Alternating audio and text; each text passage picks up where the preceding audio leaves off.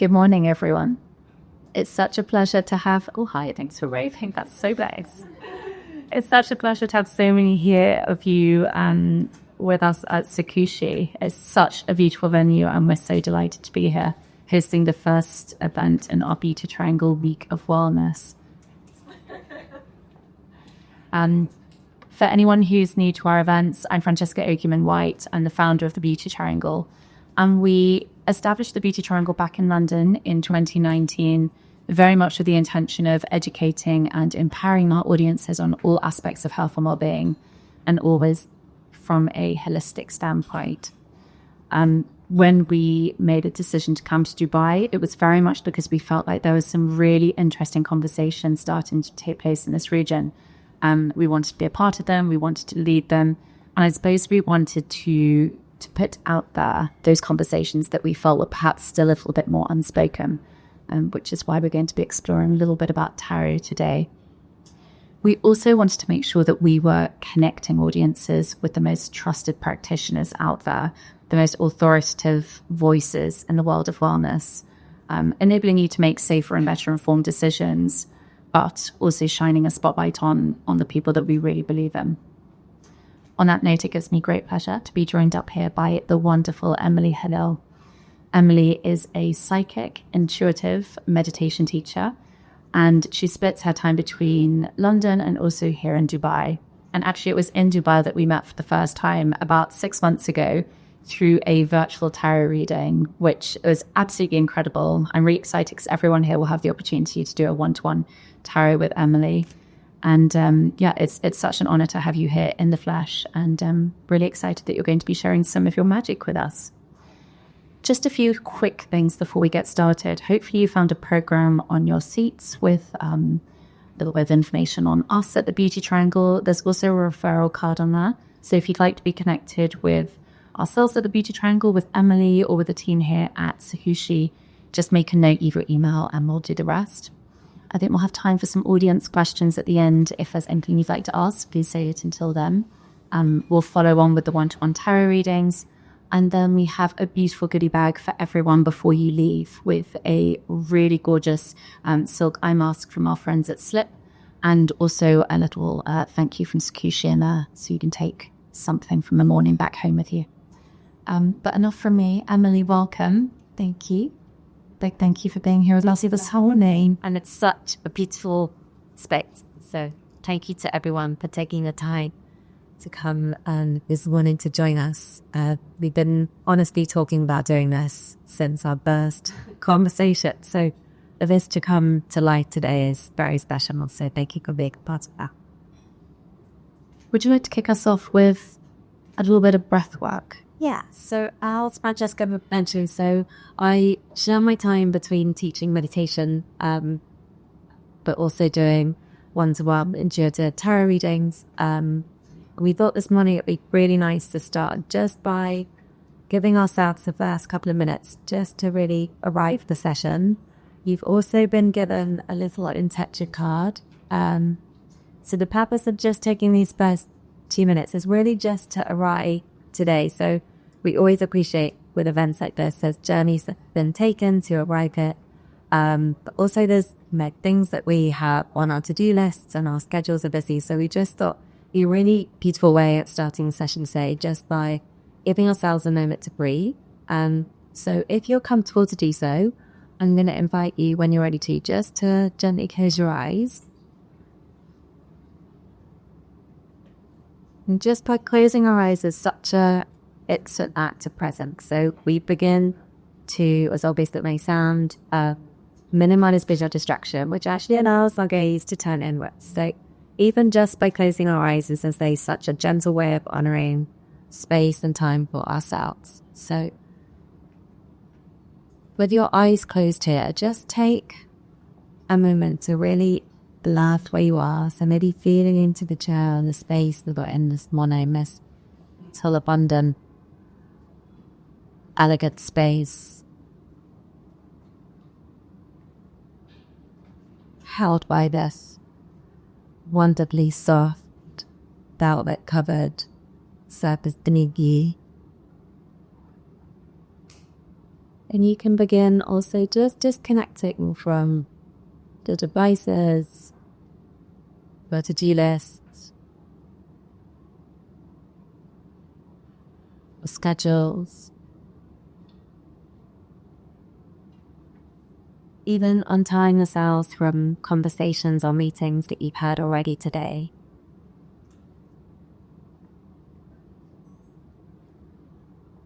Granting yourself permission just to be here this morning. Maybe even just acknowledging that there is nowhere else you are needed to be other than here. Taking this time for yourself today. And maybe today is about change. Disconnecting from a day that may feel familiar. Maybe today is about working with this amazing group of inspiring, abundant women.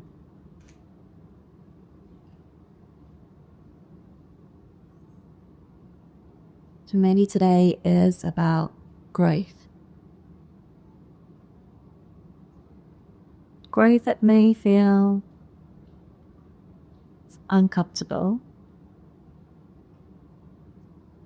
but growth that also feels safe.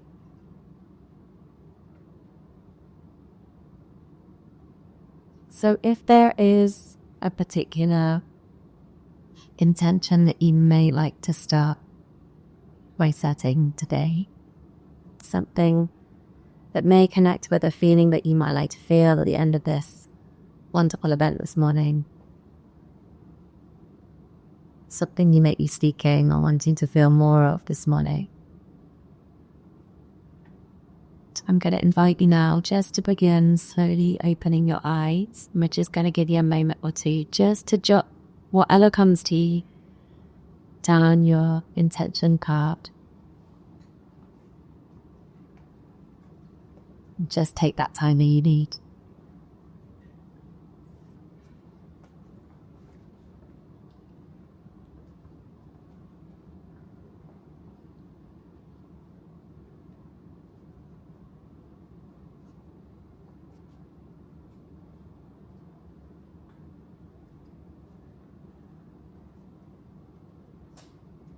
Thank you. That was such a lovely few moments of pause.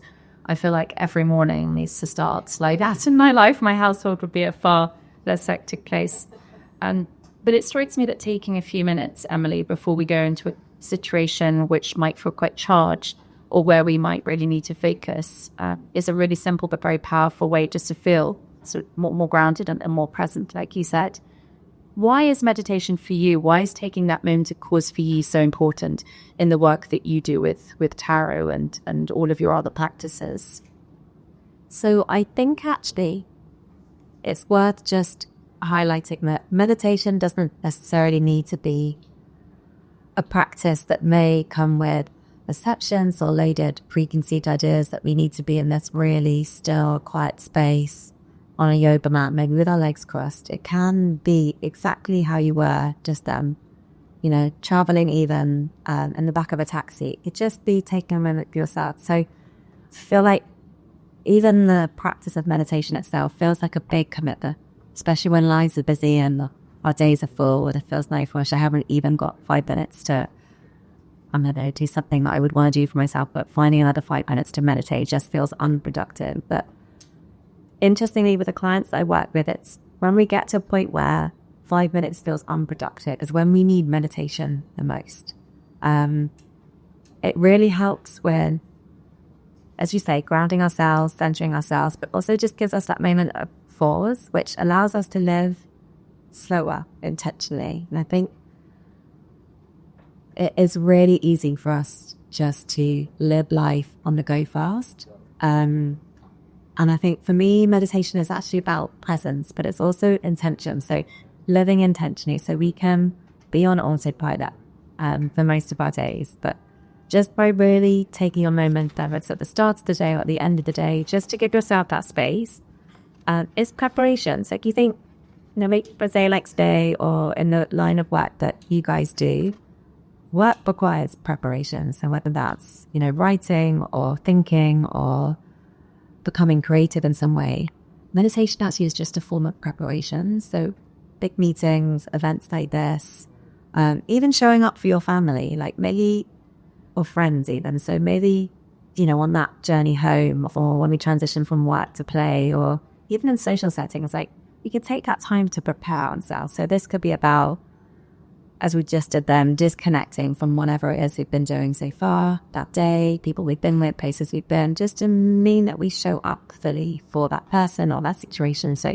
for me, meditation is preparation. It helps us with that intention, that presence. I love that. And I also love how it seems to take on a different, like time takes on a different quality, I think. And you made it very clear then. You said it's almost more relevant when you feel like you haven't got the time to do it. Your world is sort of running so fast, everything's on overdrive, and you think, I can't possibly put aside 5 minutes to do this. That's when you need it the most. And it's so true. And that really resonates. I'm sure it resonates probably with a lot of women and sort of men here in the audience. You've partnered with some really interesting brands. I mean, you work with Dior and with Aloe of Google and all sorts of brilliant sort of global entities. But you obviously also work with women, men like everyone here in this room today. What is it collectively that you see them seeking from their future? And I suppose what are the practices that we're doing that help them to find that? Yeah, I love this question because it's so relevant to us all. I think for me, the practices like meditation, Tara will definitely dive into deeper in relation to this question. It's about reflection. It's about, I'm going to use the word intention a lot. I think it's very easy for us to have these preconceived ideas of ourselves, of our life journey, of our life path. A lot of it has almost been conditioned through society, through our education systems, that life has to look a certain way or be a shade of colour that at some point we may outgrow. So what I tend to be speaking a lot about with my clients is it's okay to change. It's okay to outgrow a version of ourselves that we may still be showing up as, but actually we can feel that actually it doesn't feel aligned to where we want to be going. So I think meditation is great because it helps center ourselves. We quieten the mind. I think our day-to-day lives, there's a wild statistic out there, how many thoughts go through our mind each day. But it's connecting with our heart, which for me is the true self. So the more we can quiet our mind, which can be connected with maybe these conditionings that we've had through our life's journey, we can really start to tune into ourselves. So if that's a feeling of maybe feeling overwhelmed, underwhelmed even, I think it's also important to mention that sometimes people will feel underwhelmed, like demotivated, uninspired. It's not necessarily always about, being on the go fast. You think in this day and age where maybe even in a place like Dubai, there's so much opportunity, there's so much going on, you're surrounded by so many wonderful things, you can still find yourself feeling disenfranchised somehow and undermotivated, like you say. And I think that's important with the clients that I work with because it isn't just about slowing down. Some people actually then going too slowly, like they feel stuck. They actually feel stuck where they are. They don't know which way to move forward, but they have a vision of themselves, but they don't know where to start. So I think tarot and the work that I do around psychic development and intuitive readings is just allowing people to see a version of themselves that's true to them that they may have disconnected from. So any form of psychic work essentially is about us connecting with our heart space, or, some people often refer to them like soul or higher self. The word purpose is an interesting concept because a lot of us feel like we have a purpose or we should have a purpose in life. I don't disagree entirely, but I always like to reframe that because it puts a lot of pressure on us to feel like you should be showing up in a way that is an act or a service for others, and we should be doing something that feels more fulfilling. And actually purpose can be about just being happy. It doesn't have to be about the line of work that we work in or a career that we're carving out for ourselves. So for me, the tarot and the meditation is also about connecting us with where our curiosity lies, where our love lies. And that, for me, is often a direction for us to tune into. And it doesn't have to be forever. So it could be that, at one particular moment or in one period of time, we feel really inspired to give or to receive in some way. And I think this is important, particularly as there's so many women in the movement. Women flow in cycles. And that most cycles can be as short as a day, a month, a week, a year. I think we have to honor that we do change and we evolve continuously.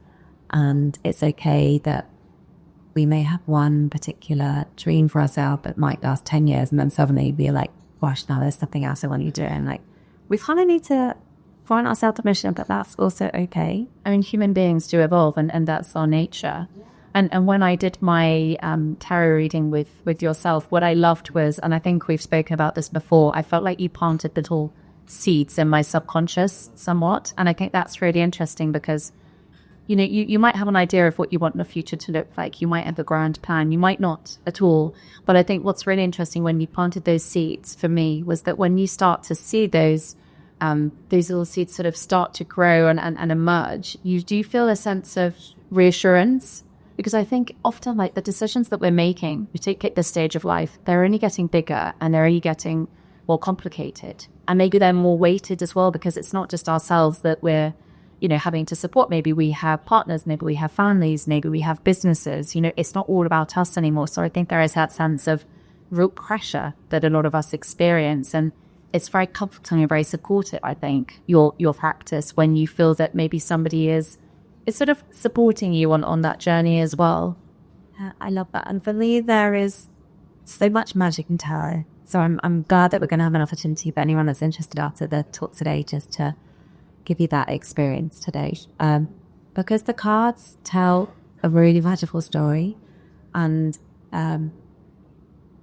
what are the philosophies of tarot for anyone who potentially hasn't done any tarot or is agreeing with you with it? What are the sort of guiding principles that we need to understand before we dive in? So tarot is a very ancient form of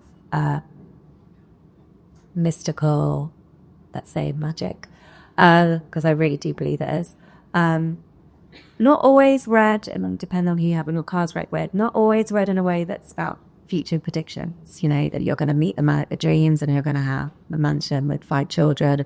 It's this Francesca of this actually about tuning into what's here now for you that may be really close to you, but hidden or under layers or self-doubt or conditioning that we just can't connect with. So for me, tarot is about inspiring. It's about guidance. It's about allowing us that time to connect with ourselves. It can actually feel a bit like a therapy session. I've had many clients who are like, this is better than therapy. I always say you find your therapist in all walks of life. I mean, sometimes it's your hairdresser as your therapist, in all honesty. So it could definitely be you to a very soothing, calming presence. Yeah, and it can also be quite an emotional experience. So the cards have this wonderful way of hearing us without us even saying a word. And again, a lot of clients will sit opposite me, whether that be in real life or on a Zoom reading, and they'll be emotional and they'll apologize because it's almost like bringing up things that is actually felt deeply. And possibly things that they either haven't shared with other people or maybe they haven't even acknowledged themselves. Yeah. And I think this is, I think your experience and it resonates with Francesca is that it resonates. We cried, probably. I don't know if that was gonna swallow it, but it just sings to you. The cards sing, and for me, my intention behind reading is always with the purest of intention. So to inspire, to empower, to support, and essentially meet you right where you are. So this isn't about, like I say, digging up past and actually confirming that, there's been life events that for whatever reason may not be serving now, or that this is what your future's going to look like. It's about meeting you right where you are today. So that's always my intention. I love that because I also think there's heightened skepticism around tarot. I have to say, before you reached out, I was slightly skeptical about tarot. I always thought, I don't want anybody to tell me what my future is going to look like. I'd like to believe that is something I can control myself. And you dispelled all of that really beautifully, which is wonderful. But I think there's also a bit of fear because some of the cards that you pull can look quite dark. Actually, can't they? They can. And if you've had readings before, tarot card readings, there's probably a handful of cards in there that I think people, as you say, like connect with tarot, with the death card or the devil card. But what's really interesting is that every card in tarot has a light and a shadow side. So the dark card can actually be really liberating and empowering and symbolize completion and the end of a cycle. It doesn't necessarily mean a literal translation. Of course it can. I think for me, what I love to offer as, one of my gifts to the people I'm reading for is that it's not just tarot. So I channel a lot of my guidance and messages through the cards, but using my psychic medium and clairvoyant senses. So there are times where I will channel the energy of loved ones and have passed over to the other side, which can also be this really reassuring, obviously emotional experience. But I think, as you say, it actually allows people the opportunity to buy into the experience because there's things that have been said or confirmed that actually maybe no one else would know, or, there's messages from the other side that give also some direction to us as a way of gentle guidance. I think that's always what I like to convey, particularly at the start of a reading, that it's very gentle. It's always with the purest intention. Because people go, once if something bad comes through, will you tell me? And I'm like, I don't channel that energy, so I wouldn't know anyway. I never withhold information because that's not my duty to, but I always also like to say that I don't actually ask for or channel that vibration of energy either. And you evidently put a lot of yourself into the readings and the work that you do in your practice. How did your story unfold and how did you come to doing this? Because it's a departure from your previous world, isn't it? The world of intuition and psychic reading. Absolutely. I feel like I've literally had two lives. Maybe I have. Probably more than that. All of us in some point or another. So I worked in tech actually for 12 years. So I worked for a global IT company, and that was my only job from university. In fact, I did my university placement year at the same company. So that's all I knew for 12 years was tech. A very male-dominated environment. I met actually an ex-husband there, and my partner now, who I also met through that career, and I also now have a daughter with. So it's a very formative place. And meditation particularly showed up for me,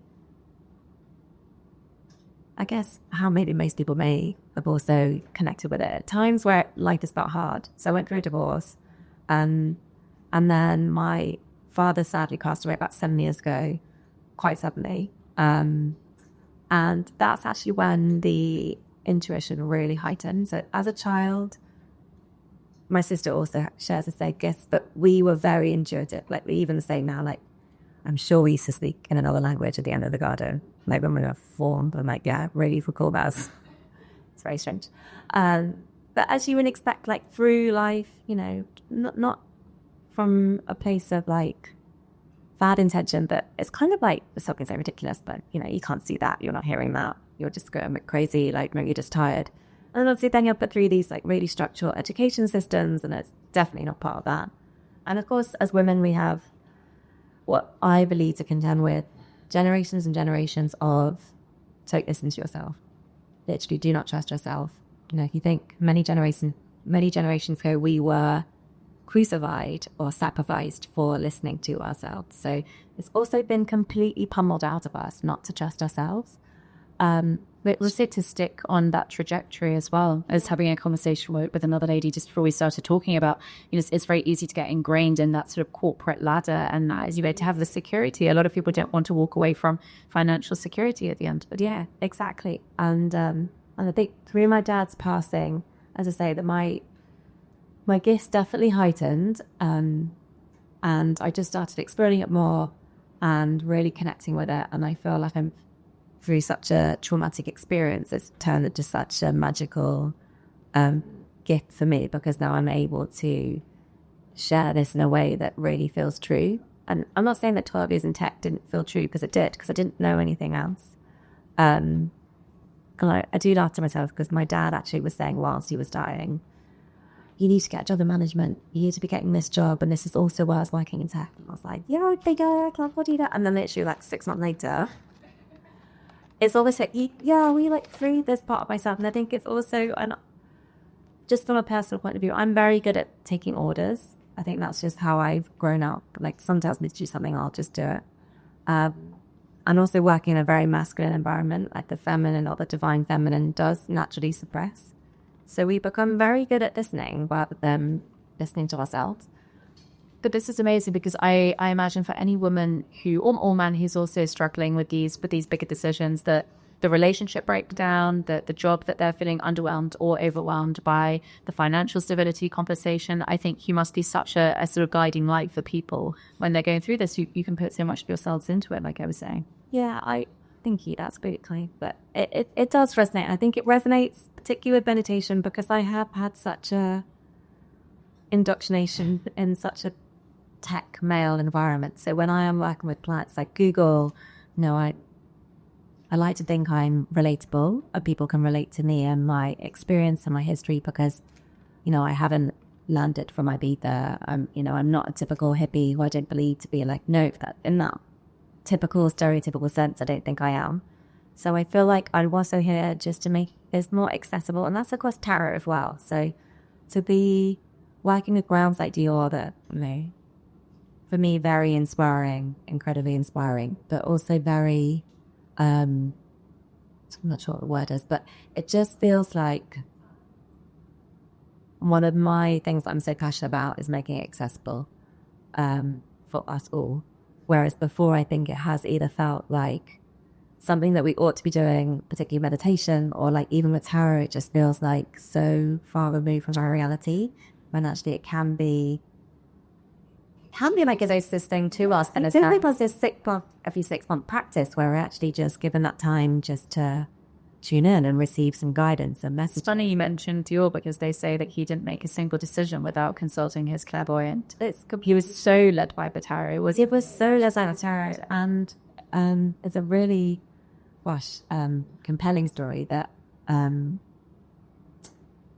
he was told by his tarot reader not to travel on this particular day, and he did. And he really sadly passed away. No, really? Yeah. So all his decisions before any like big show or in his design were all led by tarot. And actually, even now, with the heritage of the brand, the clothes, the bags, the shoes all have some form of lucky charm within them. So it could be a star or some form of charm just to kind of bless the gift. It's all woven into his fragrances as well. It's really beautiful. Is tarot something that we can do for ourselves, or do we have to be led in practice by somebody like yourself? Absolutely. So I had read for many clients that like, I got tarot cards, but I didn't really know what to do with them.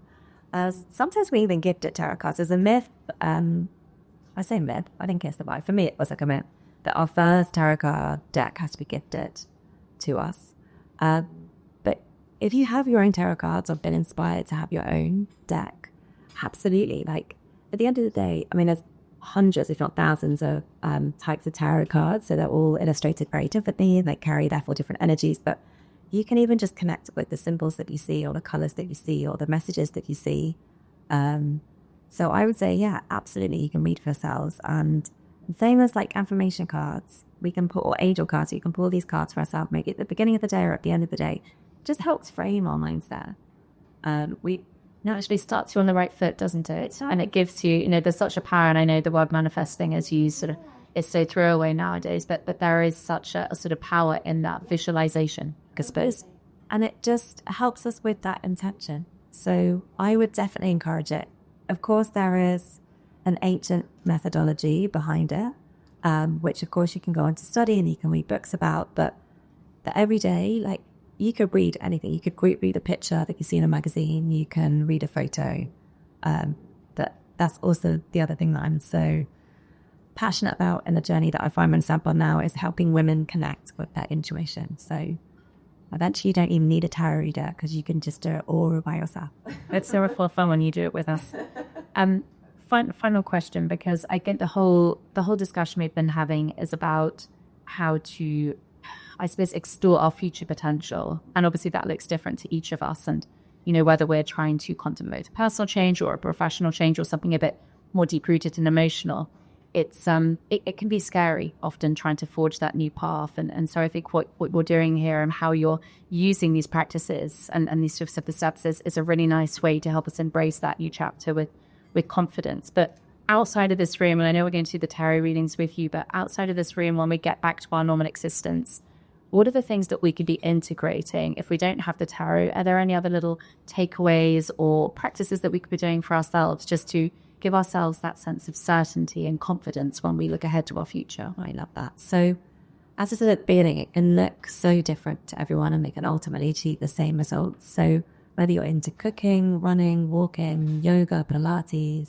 swimming, you can use those moments to connect with yourself. So there's a science when our left brain is engaged, our right brain has the gift to basically run wild. So for me, sometimes driving is when I feel most inspired, ideas come to me. Also washing my hair in the shower, but also that is a thing because the water, and obviously water is very high vibrational. So it gives us this sense of connecting with a higher self, depending on what we believe in, with God or souls.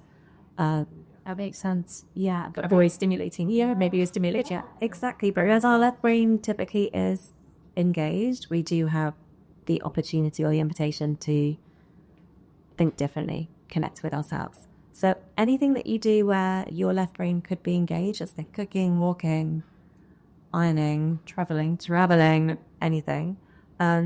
Stillness for me is important. So interesting, there are many cards, there's probably 4 or 5 cards in tarot that stipulate stillness, but they're very different outcomes, different energies around stillness. But stillness for us is important. And even if that is to say, like in the back of a taxi or just taking a moment before you lie down in bed, because that's when we quieten the mind, give ourselves the chance to really tune in. So there is a place where you find yourself right now where you're just feeling like uninspired or maybe stuck or feeling like, it could be personal, professional, anything.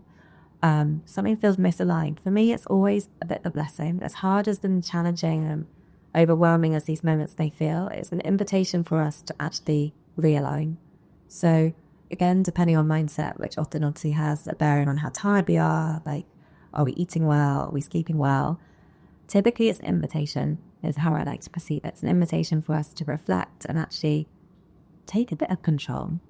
I think it's easy for us to be like life is happening to me rather than for me. We all want to be in that sort of proactive state rather than the reactive, just constantly reacting to things going on around us. If you do have a spare moment, one question I love to ask myself, again with my eyes closed, because I just feel like this is the way when we turn our gaze inwards, is what does my heart need to say that my head needs to hear? And you might find it's very common for our brains to get in the way and we start always searching for ideas, that be in a mode of receiving. So let the thought come to you. Don't reach for it. So what does my heart need to say that my head needs to hear? And that sometimes it could be as simple as you need to relax, or actually, it's, and I think we had this conversation with Jessica. It doesn't always have to be, do I need to go left or right? Because I also have clients that come to me and say, I might be offered a job, or I've met this guy. Can you read into the energy of him? And I'm never going to say he's the one or no, he's not the one. But the cards will also, they can also feel the energy of whoever that might be or the thing that we're talking about. But often we know when we know. And sometimes it does take sense all of these things we need to tap into too. And sometimes it does take a reading to be like, I did know that. Or it's funny you should say that, because I was kind of thinking that anyway. Because we do. We really do know. And I think more moments we can really connect with here, we can guide ourselves. And again, they're not always easy forms of guidance. Maybe it is ending a relationship. Maybe it is changing your career path. But there's going to be so much joy and abundance and magic on the other side. So, and sometimes, the hard decisions are the ones that are going to pay the greatest dividends. They're the ones that are going to incite real change. Yeah. And that's exciting. It's the start of something really exciting. Amazing. Well, that was such a positive note to end on. And I genuinely could have stayed up here all morning, but I feel like there's a whole room full of people who are desperate to have a reading with you. And I really do highly recommend it. It's an incredible experience. But that was so fascinating. And I always think that these practices are only ever as powerful as people leading them. And everything about speaking with you, your energy, how you've explained tarot and the practices that you do is really eye-opening. And it strikes me that it's a very supported but also very female-centric way of working, which is so relevant to, I think, the world that we're living in now and certainly the conversations that we're having. So a big thank you for joining us. A few final thank yous just before we wrap up. Firstly, to Sakushi for hosting us so elegantly. It's been such a joy to be here in this gorgeous space city this morning. And to everyone in our audience, it's been such an honor as well to have you here with us and for being on our Dubai journey. And we'd love to have you at more events, both here in Dubai and in London. So please do go your details. There's referral cards, there's QR code that you can sign up with us via. We'd love to see more of you. And finally to Emily, a very big thank you for sharing your magic and best of luck with your future as well. Thank you so much. And if you would love a reading, I'm going to be based at the far end of this space. So come and find it. But likewise, if you just want to have a chat, you might not necessarily want a reading today, feel free to come and find me. And any questions, again, I just can't. And you have your intention cards, so you've been steered a little bit. And we also have goodie bags just behind where you're all seated as well, so yeah, there's. Thank you, everyone. Thank you so much. Thank you.